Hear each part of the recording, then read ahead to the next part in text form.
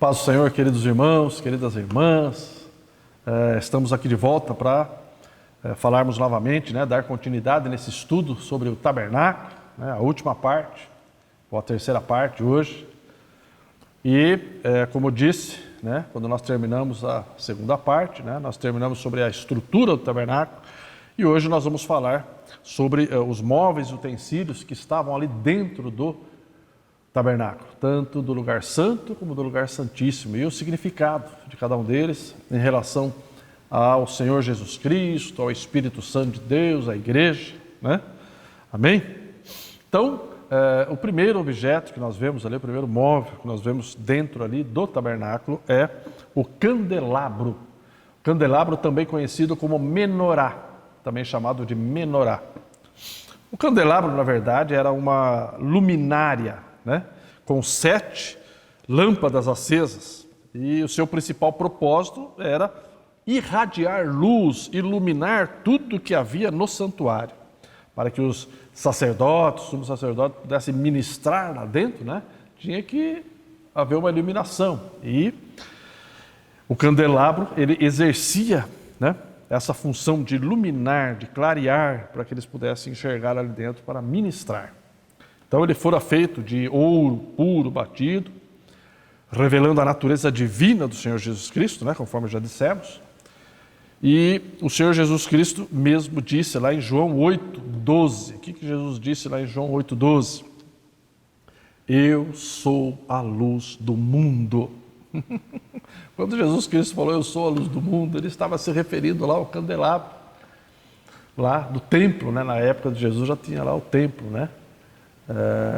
E aqui no caso o tabernáculo. Então era uma expressão que eles sabiam o que ele estava fazendo, o que ele estava dizendo, Para nós, assim, porque ele falou, eu sou a luz do mundo, Porque ele não falou outra coisa, não se referiu a outra coisa, mas porque eram os elementos que existiam ali no tabernáculo e depois no templo, O templo que substituiu o tabernáculo. O pedestal, O pedestal ele era contado também como um braço, O braço central e mais 6 braços, 3 de cada lado, Então, formando 7, 7 luminárias, sendo 3 de um lado, 3 de outro. Podemos ver algo semelhante lá em João 15,5, interessante isso, quando o Senhor Jesus disse, eu sou a videira e vós os ramos. Se você verificar esse texto maravilhoso do Evangelho de João, você vai ver, Jesus mostrando que ele era a videira e os ramos, somos nós. Então, era algo semelhante também ao candelabro, a essa luminária maravilhosa, que tinha essas lâmpadas, O Senhor Jesus é a videira verdadeira, ou seja, o pedestal, o braço central. E nós os ramos, os outros 6 braços. Lembrando que o número 6 representa os homens. Ora, os botões e as flores, Nós vemos aí os botões e as flores e as taças que faziam parte ali do candelabro, representavam a Trindade. O botão representava Deus Pai, a origem de todas as coisas. A flor representa o Deus Filho, que foi esmagado para exalar seu suave perfume. E a taça era formada de amêndoas, representa o Deus Espírito Santo, que nos leva a produzir frutos. Portanto, a plenitude da divindade aqui representada. Que maravilha, não? E por último, também relacionado ao candelabro, nós temos o azeite puro de oliva batida, que era usado para manter a luz acesa. É interessante fazermos um paralelo com o Senhor Jesus Cristo quando do seu sofrimento no Getsemane, porque Getsemane significa azeite. Jesus se tornou o fruto da oliveira, o azeite espremido, esmagado. Você pode ler lá depois Romanos 11, fala também sobre isso. Pelo sofrimento no Getsemane e no Calvário, para que tivéssemos acesso ao Espírito Santo, puro azeite de oliva, como unção e óleo para a luz e testemunho. Que maravilha, não? Em Mateus 25, de 1 a 13, nós temos o que? A parábola das 10 virgens. E vemos aí a necessidade de ter sempre azeite nas lâmpadas, para que estejam acesas continuamente. Assim deve ser com a igreja do Senhor Jesus Cristo. Devemos estar sempre abastecidos pelo azeite do Espírito Santo para mantermos nossas lâmpadas acesas continuadamente até a volta do Senhor Jesus Cristo. Então esse texto lá das 10 virgens, ele fala sobre isso, né? Vou ler aqui rapidamente alguns versículos. E quando Jesus falou sobre isso, o povo judeu já se lembrou, né, do candelabro, sabia como que ele funcionava. Então ele diz: o reino dos céus é semelhante a 10 virgens que, tomando as suas lâmpadas, saíram a encontrar-se com o noivo. 5 delas eram nécias, 5 prudentes, 5 loucas e 5, né, espertas. As nécias, ao tomarem as suas lâmpadas, não levaram azeite consigo. Como que a lâmpada ia dar luz sem azeite? Não tem jeito. No entanto, as prudentes, além das lâmpadas, levaram azeite nas vasilhas. Tardando o noivo, foram todas tomadas de sono e adormeceram. À meia-noite ouviu-se um grito: eis o noivo, saiu ao seu encontro. Então se levantaram todas aquelas virgens e prepararam as suas lâmpadas, né?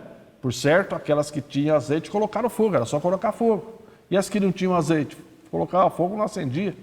As nécias disseram às prudentes: dai-nos do vosso azeite, porque as nossas lâmpadas estão se apagando.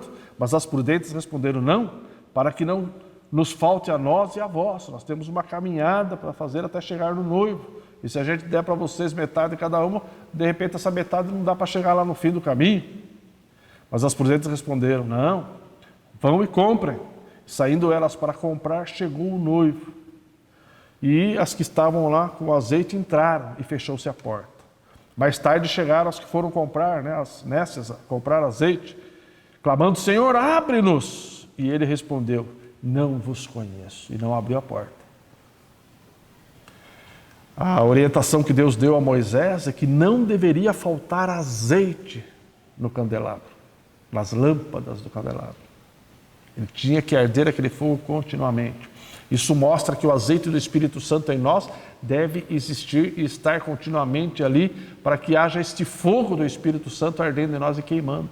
Se faltar esse azeite em nós, se faltar esse fogo, essa luz do Espírito Santo, nós morremos para Deus e nós não vamos ir morar com Ele nas mansões celestiais. Então é o cuidado que nós devemos ter para manter o azeite em nossas lamparinas queimando, para que o mundo, ao olhar para nós, veja esta luz que brilha em nós, a luz do Senhor Jesus Cristo. Diga aleluia, diga glória a Deus, isso é simplesmente maravilhoso. Em segundo lugar, nós vamos ver o que é a mesa dos pães da presença. Como já vimos, essa mesa era feita de madeira de acácia revestida de ouro. E nela eram colocados 12 pães, representando as 12 tribos de Israel. A mesa dos pães da presença simboliza o próprio Senhor Jesus Cristo como o pão da vida para o seu povo, né? Que coisa maravilhosa. Nós vemos, né, o texto lá de João falando sobre isso, João 6, né, de 25 em diante. E aponta para a mesa do Senhor, a ceia, né, presente na igreja, que é o corpo de Cristo. Lá também, 1 Coríntios 10, 1 Coríntios 11, nós encontramos também esse texto maravilhoso. Tinha também uma dupla moldura, coroa de ouro ao redor ali da mesa, que servia como uma proteção para impedir que os objetos que estavam sobre a mesa caíssem da mesa, né? Nessa mesa haviam 4 cantos, né, representando o mundo todo, 4 pés levando e 4 argolas carregando, representando nossa jornada aqui na terra, carregando e levando o Evangelho do Senhor Jesus Cristo a todo o mundo. Que maravilha, olha que representação gloriosa. Mateus 28, né, de 18 a 20, quando Jesus disse: ide por todo o mundo, né, fazei discípulos de todas as nações, batizando em nome do Pai, do Filho e do Espírito Santo. Era o ide de Jesus, né? Então, quando eles caminhavam no deserto carregando ali, né, os levitas, ali, os sacerdotes, carregando esses móveis, utensílios, né, Deus estava mostrando que essa verdade gloriosa do Senhor Jesus Cristo tinha que ser carregada, levada, espalhada pelo mundo. Haviam também ali sobre a mesa pratos e recipientes para incenso. Logicamente que nós vamos ver depois o próximo, né, que é o altar do incenso. O altar de incenso ele não tinha espaço ali para colocar esses recipientes dele. Então os recipientes dele ficavam sobre a mesa dos pães, né? nos mostra que quando os sacerdotes comiam os pães da presença, eles queimavam incenso ao Senhor. Isso também era contínuo. Significa que quando participamos da mesa do Senhor, elevamos as nossas orações, os nossos louvores, a nossa adoração ao Senhor Jesus Cristo por tudo que Ele fez por nós para nos salvar. Que maravilha! Tinha também ali tigelas, bacias, taças, cálices, né? Essas tigelas, conhecidas também como taças, como cálices, que continham vinho, que era servido como libação. Libação, o que era? Era o líquido aspergido ali, né? Sobre a mesa, diante do Senhor, por certo, sobre ali uma vasilha, né? Números 28, 7. A sua libação será a 4ª parte de um rim para o cordeiro. O rim era uma medida, né? HIM. No santuário oferecerás a libação de bebida forte ao Senhor, de vinho. Então nós observamos claramente a conexão com o Novo Testamento, ou seja, na mesa da presença, o pão e o vinho eram trazidos juntos, apontando para a mesa do Novo Testamento, instituída por nosso Senhor Jesus Cristo. Então nós tínhamos lá na mesa os 12 pães, né, representando as 12 tribos de Israel, lembra? Então, tanto os pães como o vinho que era aspergido ali, né? Como libação. Aí nós lembramos do texto lá, né, de Mateus 26. Isto é o meu corpo, que é dado por vós. Depois, este é o cálice da nova aliança, no meu sangue. O pão da presença sugere a presença do pão da vida todos os dias em nossa vida. Então, quando Jesus falou, eu sou o pão da vida, né, Ele estava se referindo a esses pães que ficavam sobre a mesa da presença. Que maravilha, não? Que maravilha quando nós entendemos isso de uma maneira tão clara. Já lá no Antigo Testamento, Deus revelando tudo isso que veio se cumprir na pessoa de Jesus no Novo Testamento. Isso é maravilhoso. Diga glória a Deus e aleluia por isso. Nós vamos ver agora o altar de incenso, né? O altar de incenso ele era feito de madeira de acácia revestida de ouro puro. Tudo que ficava lá dentro, né? Lembrando que tudo que ficava dentro do tabernáculo em si era feito de ouro, né? Madeira revestida de ouro. Algumas peças era ouro puro, sem madeira, né? Nós vamos ver aqui depois. A função do altar de incenso, né? Sem dúvida alguma, era queimar incenso ao Senhor. E estava posicionado diante do segundo véu, né? Na entrada ali do lugar santíssimo, né? Santo dos Santos, mas ele ficava ainda no lugar santo, né? Perto do segundo véu, em frente ao segundo véu, que dava entrada ao lugar santíssimo. O incenso representa as orações, intercessões, louvores e adoração dos santos que sobem à presença de Deus. Salmo 141, 1 e 2. Senhor, a ti clamo, dá-te pressa em me acudir, inclina os ouvidos à minha voz quando eu te invoco. Suba à tua presença a minha oração como incenso, e seja o erguer das minhas mãos como oferenda vespertina, pela manhã. Olha só que coisa maravilhosa. Estão ligando aqui a oração, né, com o incenso que subia. Não é alguma coisa que nós estamos inventando. Está na palavra de Deus, por isso estamos citando aqui diversos textos bíblicos, né, para corroborar aqui aquilo que nós estamos falando. Ora, também está relacionado ao ministério do Senhor Jesus Cristo, que vive para interceder por nós, Hebreus 7, 25.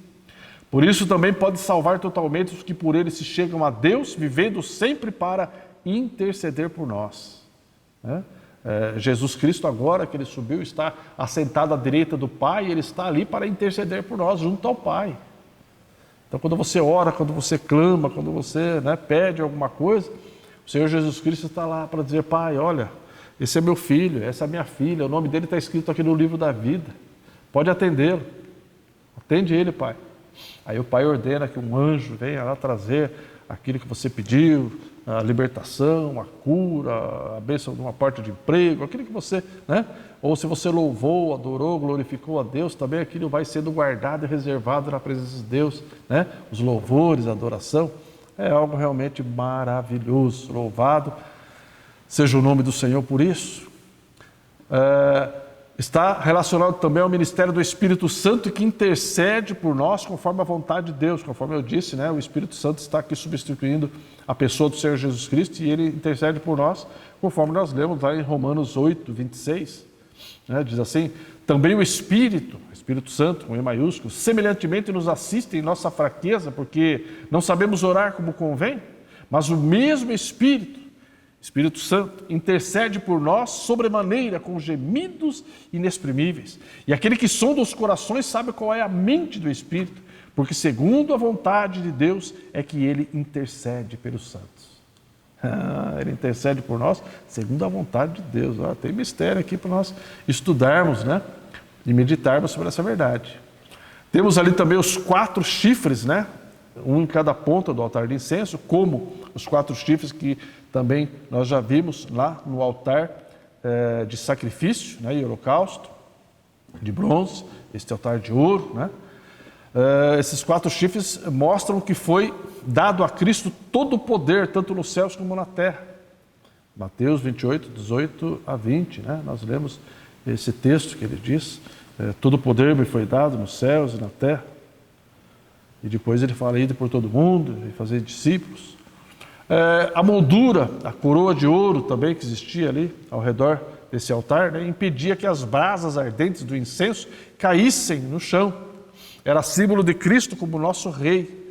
Salmo 2, versículos 1 a 6. E em conexão com o altar de incenso, revela Cristo como nosso Rei e sacerdote. Salmo 110, 1. Temos ali também as argolas, né, e os varais para serem transportados, né? Que, conforme nós já vimos aí, né, tinha esse significado, mostrando que nós somos peregrinos na terra. Estamos caminhando rumo à cidade santa, Nova Jerusalém Celestial. E nessa caminhada oramos, intercedemos, louvamos e adoramos ao Senhor. Enquanto estamos caminhando, estamos falando com Deus, estamos pedindo, estamos agradecendo, estamos louvando, estamos adorando. É isso que simbolizava também. Que maravilha, não? O incenso aromático e suas especiarias, né? Ele era oferecido 2 vezes ao dia, ou seja, pela manhã e ao entardecer. E somente o sumo sacerdote e os sacerdotes podiam ministrar no altar de incenso. Números 4, né? Nós vemos esse texto, Números 4, versículo 16, que nos fala disso, né? Eleazar, filho de Arão, o sacerdote, terá a seu cargo o azeite da luminária, o incenso aromático, a contínua oferta dos manjares e o óleo da unção. Sim, terá a seu cargo todo o tabernáculo e tudo o que há nele, o santuário e os móveis. Então veja, presta atenção, porque isso é coisa séria, hein? Isso é coisa séria. Veja que nós vamos mostrar aqui logo em seguida. Qualquer outro que o fizesse, ou que fosse ali querer desempenhar dentro ali do tabernáculo a função do sacerdote e do sumo sacerdote, ele era rejeitado por Deus. Ele ficaria enfermo ou seria morto pelo Senhor. Segundo a Crônicas 26, versículos 16 e 19. Mas havendo-se já fortificado, exaltou seu coração para a sua própria ruína. Está falando aqui, né? E cometeu transgressões contra o Senhor, seu Deus, porque entrou no templo do Senhor para queimar incenso no altar. O rei Uzias fez isso. Não era a função do rei. Porém o sacerdote Azarias, era a função dele, entrou após ele com 80 sacerdotes do Senhor, homens da maior firmeza, e resistiram ao rei Uzias, e lhe disseram: a ti, Uzias, não compete queimar incenso perante o Senhor, mas aos sacerdotes, filhos de Arão, que são consagrados para esse ministério. Sai do santuário, porque transgrediste, nem será isso para a honra tua da parte do Senhor Deus. Então Uzias se indignou, tinha um incensário na mão para queimar incenso, indignando-se ele, pois, contra os sacerdotes, a lepra lhe saiu na testa perante os sacerdotes da casa do Senhor, junto ao altar de incenso. Ele ficou leproso. Deus fez sair essa lepra sobre ele, diante de todos ali, porque ele fez algo que não era para fazer, não era a função dele fazer. Como isso é sério, não? Às vezes tem pessoas querendo ser pastores, ser isso, ser aquilo, que acha bonito o pastor, não sei o quê, subir no púlpito, pregar. Ele não sabe o que ele está fazendo. Cada um é chamado por Deus segundo o seu ministério específico. Não queira ser aquilo que Deus não chamou você para ser. Cada um tem que ficar no seu lugar. O rei tinha o lugar dele e o sacerdote o lugar dele. Cada um devia desempenhar a sua função conforme estabelecido por Deus. Do contrário, por certo, a mão de Deus pesaria sobre ele e pesa sobre ele ainda hoje. Amém? A composição do incenso indicada pelo Senhor era bálsamo, ônica, gálbano, sal, incenso puro.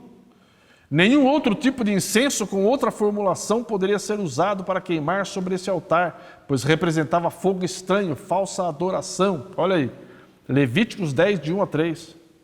Nadab e Abiú, filhos de Arão, tomaram cada um o seu incensário e puseram fogo neles e sobre este incenso, e trouxeram fogo estranho perante a face do Senhor, o que lhes não ordenara. Então saiu fogo de diante do Senhor e os consumiu e morreram perante o Senhor. E falou Moisés a Arão: isto é o que o Senhor disse, mostrarei a minha santidade naqueles que se chegam a mim e serei glorificado diante de todo o povo. Porém Arão se calou. Que coisa, hein? Saiu fogo diante de Deus e matou eles. Você lendo o texto ali dá a impressão que eles estavam bêbados, né? Que eles tinham bebido ali, entraram de uma maneira indecente ali, né? De uma maneira que não era para eles entrarem, e aquilo diante de Deus subiu como um fogo estranho. E Deus falou: não, eu preciso dar uma lição, preciso mostrar como que é que se entra na minha presença, se chega na minha presença. Então, embora eles fossem sacerdotes, mas entraram com fogo estranho e Deus não aceitou. O incensário de ouro era usado aí no dia da expiação, né? Então é interessante, nós vemos essa questão do incensário. Ora, vamos agora para a Arca da Aliança. Opa, chegamos aí na Arca da Aliança, né? Nós vamos depois ter, na próxima semana, um estudo específico da Arca, com vários textos bíblicos mostrando a importância ali da Arca, né? Nós estamos na campanha que nós chamamos de Arca da Conquista e vamos falar especificamente sobre a Arca. Aqui eu estou dando apenas uma pincelada, amém? Ora, a Arca era feita de madeira de acácia revestida de ouro puro por dentro e por fora. Ela era uma caixa, né? Como se fosse uma caixa, um baú quadrado, né? Então ela tinha a parte externa e a parte interna. Ela representa o trono de Deus na terra, a presença de Deus em Cristo pelo Espírito Santo, no meio do seu povo redimido, a glória de Deus revelada aos homens e a plenitude da divindade revelada no Senhor Jesus Cristo. Conforme nós lemos lá, Colossenses 1,19, porque aprouve a Deus que nele, em Jesus Cristo, residisse toda a plenitude. Colossenses 2,9, porquanto nele, em Jesus Cristo, habita corporalmente toda a plenitude da divindade. Você tem noção do que é isso, meu irmão? Que coisa linda, que coisa maravilhosa, quando nós entendemos e passamos a viver esta verdade e a valorizar a pessoa do Senhor Jesus Cristo em nossa vida mais e mais, entendendo essas verdades maravilhosas. Ora, em outras palavras, o que a arca representava para Israel no Antigo Testamento, Jesus Cristo é para a igreja hoje, né? Desde o Novo Testamento até hoje. A madeira de acácia vinha das árvores de acácia que eram comuns no deserto do Sinai, onde ela cresce em condições áridas, sendo assim, né? Ela é uma madeira resistente, extremamente durável. Ela crescia no deserto. Você tem noção? Que tipo de madeira era essa? Aí você se lembra do Senhor Jesus Cristo aqui neste mundo, o que ele sofreu, o que ele passou. Imagina sendo o próprio Deus, não conhecendo o pecado, viver neste mundo terrível de pecado, de sujeira, dominada por demônios, homens sem Deus, sem querer saber de Deus. Não foi fácil para Jesus, mas representava esta madeira de acácia a humanidade incorruptível e sem pecado do Senhor Jesus Cristo. Ele se fez pecado por nós. Ele tomou os nossos pecados sobre ele. Não que ele cometeu o pecado, mas levou sobre si os nossos pecados para que pudesse assim ser sacrificado e Deus o Pai pudesse aceitar o seu sacrifício e perdoar o nosso pecado. É um mistério maravilhoso, glorioso, santo, que nos dá vida, vida em abundância, vida eterna. Diga aleluia, diga glória a Deus.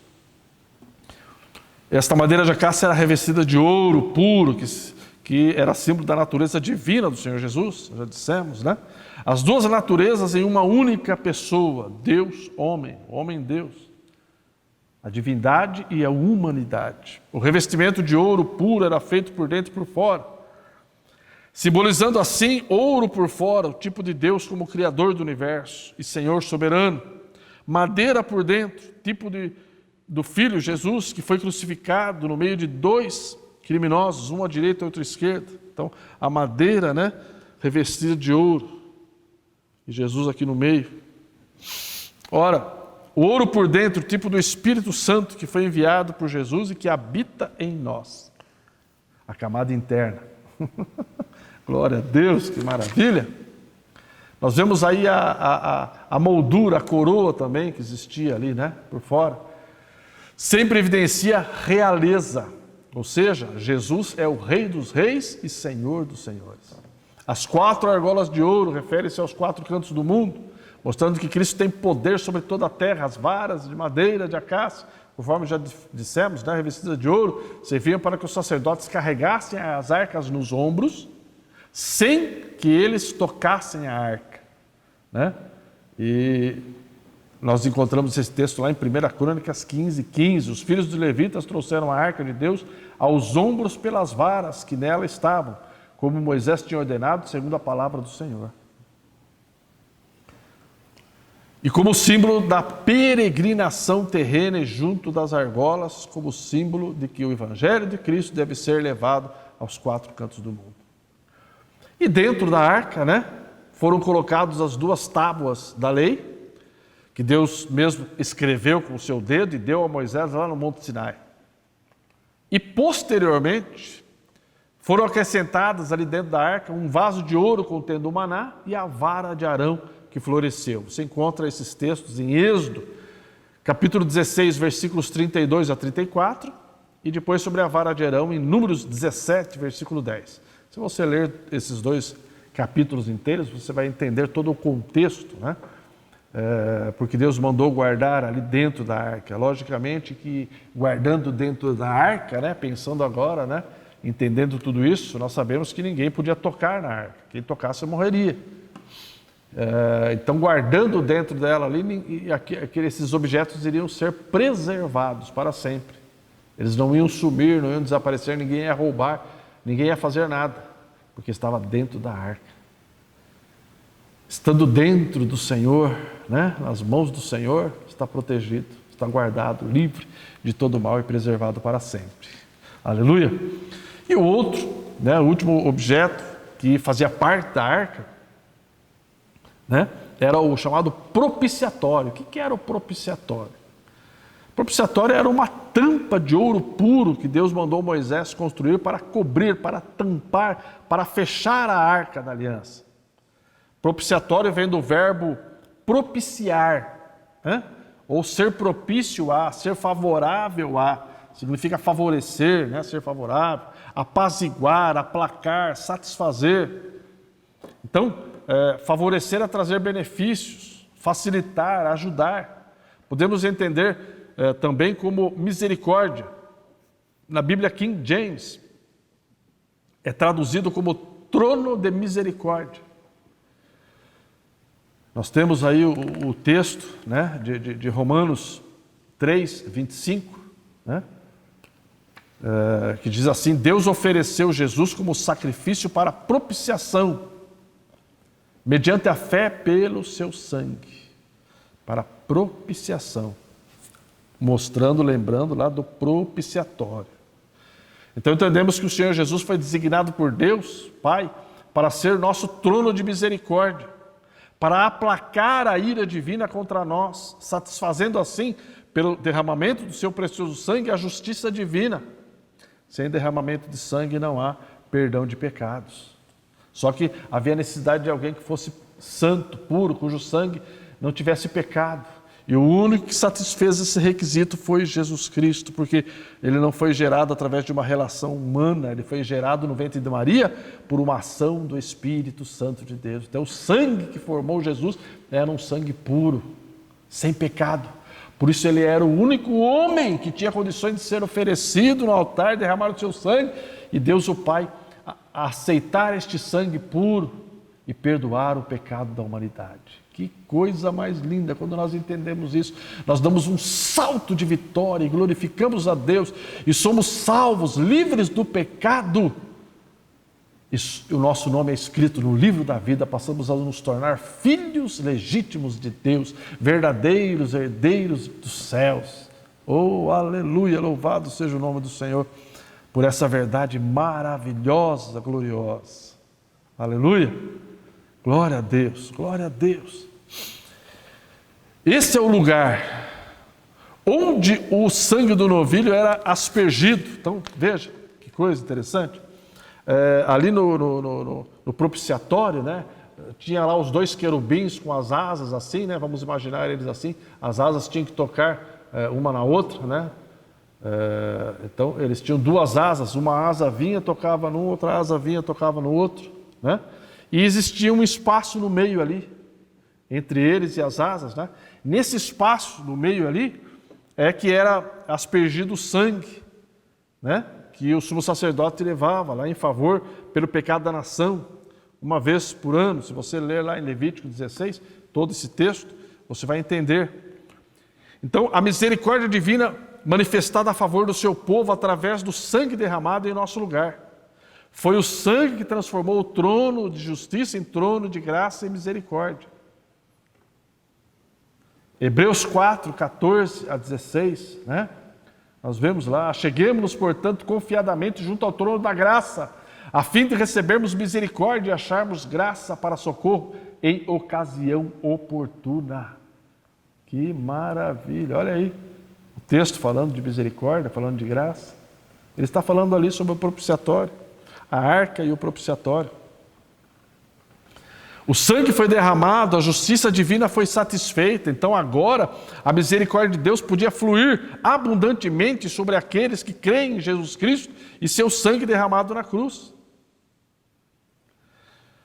Ora, então, quando nós entendemos isso, é maravilhoso, né? Eu posso falar depois, né, num outro estudo, numa outra ocasião, sobre essa glória de Deus que se manifestava depois disso, né? É algo maravilhoso, né? Sobre o propiciatório, ali onde era aspergido o sangue, e Deus aceitava este sangue, se tinha sido feito conforme o que Deus tinha mandado, de um animal puro, né? Um animal novo, tudo mais, sem defeito, sem nada, representando Jesus Cristo, sem pecado. Que maravilha, né? Deus aceitava, e a glória de Deus se manifestava ali naquele lugar, ali do propiciatório. Que maravilha! Glória a Deus por isso.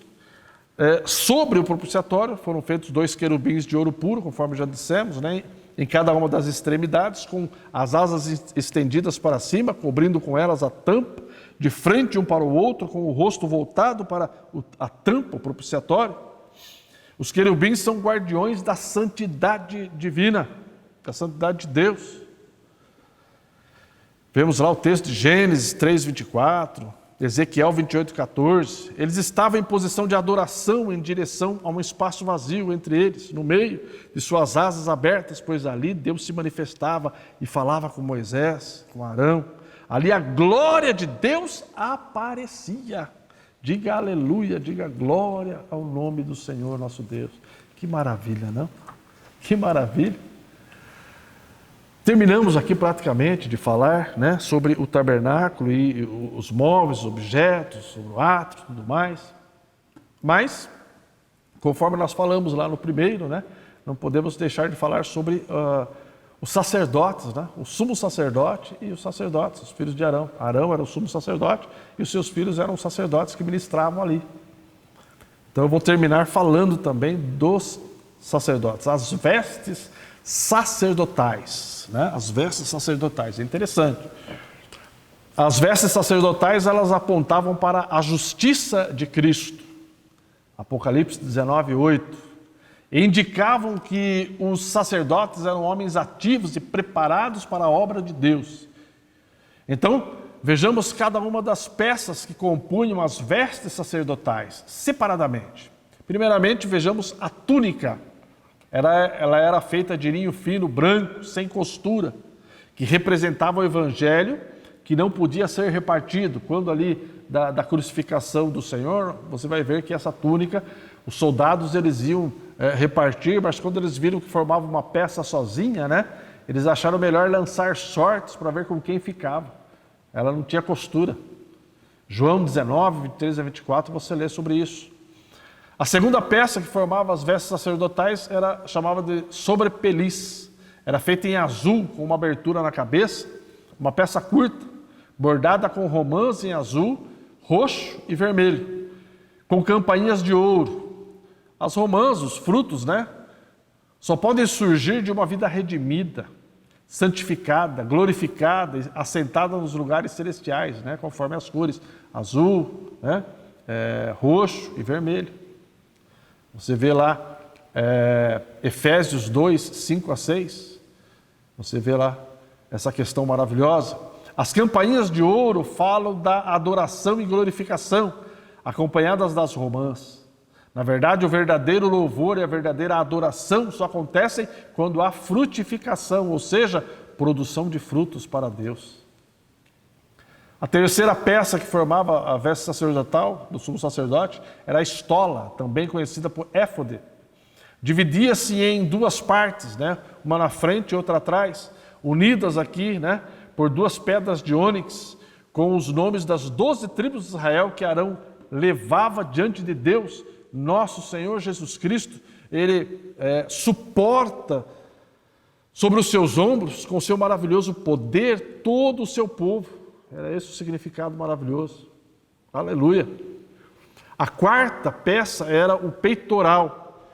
Agora, este mesmo povo, o povo de Deus, está no coração do Senhor Jesus. E o texto lá fala, né, que Arão levava no seu coração as 12 pedras, né, as 12 tribos de Israel, para apresentar ao Senhor. Como é glorioso pensar, né, Êxodo 28, 29, você lê depois com calma.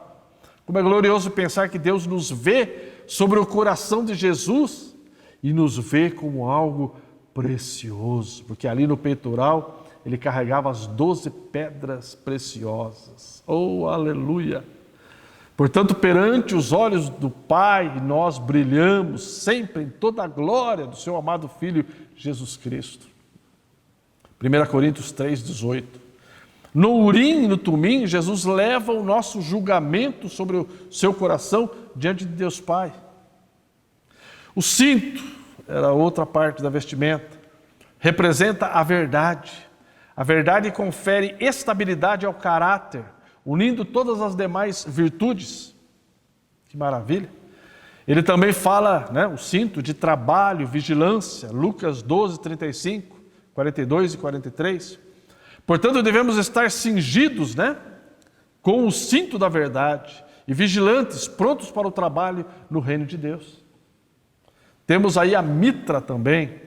Era um turbante de linho fino para cobrir a cabeça do sumo sacerdote, que tinha na frente uma placa de ouro escrita Santidade ao Senhor. Olha só, essa placa mostrava que sem santificação ninguém verá o Senhor. Hebreus 12, 14. E por último, os calções de linho que ficavam em contato com a pele por dentro, cobriam da cintura as coxas e indicavam que todo o serviço prestado ao Senhor deveria ser espontâneo. Essas eram as vestes do sumo sacerdote. Agora vejamos as vestes dos sacerdotes, que eram bem mais simples. Eles vestiam uma túnica, um cinto, uma tiara e calções de linho por baixo, cujos significados nós já vimos acima. É importante dar uma última informação sobre a vestimenta dos sacerdotes, dizendo que eles não usavam calçados nos pés. Portanto, ficavam com os pés descalços, em contato direto com a terra. Amém? Glória a Deus. Eu espero que você tenha sido grandemente edificado, porque eu fui grandemente edificado, estou ainda, né, glorificando a Deus e sentindo esta presença maravilhosa do Senhor, tendo estudado e preparado tudo isso para falar e para mostrar para você. E desejo que Deus abençoe a sua vida grandemente. Quero orar neste momento, abençoando você, sua família, os seus, né? E que esse estudo possa ser de grande relevância e possa fazer você crescer na fé e no conhecimento de nosso Senhor e Salvador Jesus Cristo. Amém? Vamos orar? Apresenta diante de Deus a sua vida, questões que você tem aí para que Deus possa atendê-lo. Nós vamos orar neste momento. Pai querido, Deus amado, louvado e engrandecido seja o teu santo e majestoso nome. Nós te agradecemos por esse estudo do tabernáculo, Senhor, que tanto edificou nossas vidas. E agora contempla cada um dos teus filhos, tuas filhas que estão, Senhor, participando, assistindo, Senhor, esse estudo, que sejam alcançados por tua mão poderosa, Senhor, onde estiverem, o problema que estiverem apresentando a ti, Senhor, ordena anjos, Senhor, com espada desembainhada, alcançar estas vidas, trazendo dos altos céus a vitória, a cura, a libertação, batismo no Espírito Santo, abrindo a porta do emprego, Senhor, repreendendo todo o mal que esteja sobre essas vidas. Pai querido, nós oramos a Ti, agradecidos porque o Senhor é um Deus maravilhoso, que nos ama, que ouve e responde a nossa oração. E oramos em nome do Senhor Jesus Cristo. Amém, amém e amém. Louvado seja o nome do Senhor. Deus abençoe a todos. Em nome do Senhor Jesus. Amém.